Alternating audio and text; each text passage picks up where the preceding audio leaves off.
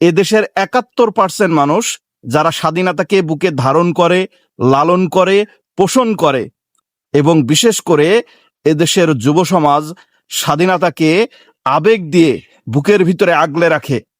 কিন্তু তারা এই মেয়াদোত্তীর্ণ ৭২-এর সংবিধানকে দেখতে চায় না।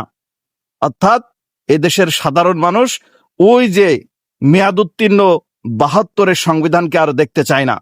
কারণ এখন 2026, যেমনি ভাবে এদেশে মেয়াদ উত্তীর্ণ যন্ত্রপাতি দিয়ে উদ্ধার কার্য চালানো হয়, ঠিক তেমনি ভাবে এদেশের যুব সমাজ আর চায় না ওই ৭২-এর সংবিধান, যে সংবিধান জনগণকে বারবার পথে নামায়, জনগণকে মার খাওয়ায়, জনগণের বিরুদ্ধে বারবার কথা বলে যে সংবিধান, এই সংবিধানকে এদেশের ৭১% মানুষ আর চায় না।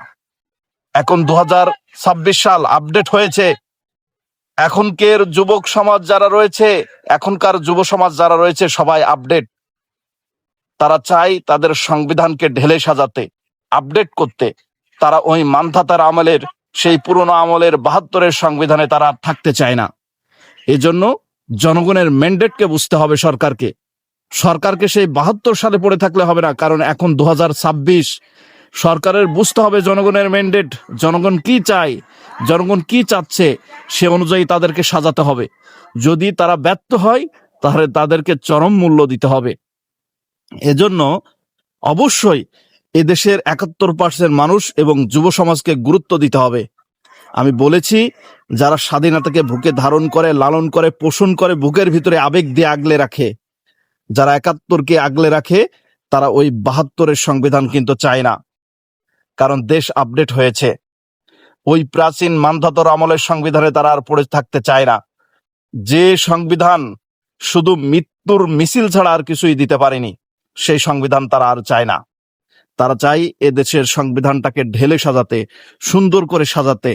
এজন্য যদি সরকার জনগণের ম্যান্ডেটটা বুঝতে না পারে, তাহলে কিন্তু সরকারকে চরম মূল্য দিতে হবে। এজন্য জানি না সরকারি দল কাদের প্রেসক্রিপশনে দেশ চালাচ্ছে। আমি বলবো অচিরেই সমস্ত ভয় ডরহীন ভাবে আপনারা সেখান থেকে বাহির হয়ে আসুন। বাহির হয়ে এসে জনগণের কাতারে এদেশের মানুষ কি চায় সেটার ওপরেই আপনারা গুরুত্ব দিয়ে এই দেশটাকে পরিচালনা করুন। না হলে আপনাদের পতন কিন্তু অনিবার্য। আশা করি বিষয়টা বুঝতে পেরেছেন। ভিডিওটি ভালো লাগলে সবাই লাইক, কমেন্ট, শেয়ার করে পাশে থাকবেন। ধন্যবাদ সবাইকে।